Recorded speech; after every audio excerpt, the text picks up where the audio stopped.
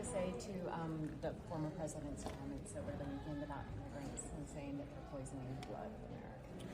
Well, look, I've been asked this question a number of times, and here's my view on these comments. First of all, he didn't say immigrants were poisoning the blood of this country. He said illegal immigrants were poisoning the blood of the country, which is objectively and obviously true to anybody who looks at the statistics about fentanyl overdoses.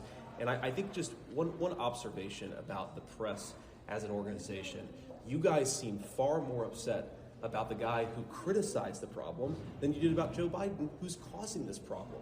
Can you just go back to his comments, though, Sure. and sort of using language that we heard, during World War II? I'm sure you're a student of history. You're well aware what that kind of language represents in historical context. What organization do you represent? I work at the Associated Press. The idea that I am well aware, you just framed your question implicitly assuming that Donald Trump is talking about Adolf Hitler.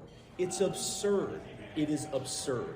Why do you think that Donald Trump's language is targeted at the blood of the immigrants and not at the blood of the American citizens who are being poisoned by the fentanyl problem? You think he was I referring think to this is fentanyl? ridiculous. If you watch the speech in context and you look at what's going on, it is obvious that he was talking about the very clear fact that the blood of Americans is being poisoned by a drug epidemic.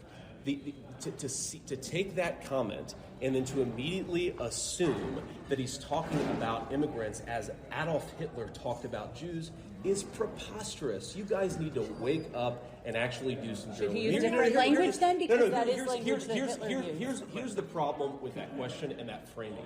You are allegedly a journalist. You're supposed to speak truth to power. And yet, you're trying to circumscribe and narrow the limits of debate on immigration in this country. What you're doing is not speaking truth to power. You're trying to police the guy who's criticizing the problem so that Americans don't pay attention to the guy who caused the problem. Okay. It's an absurd question. It's an absurd framing.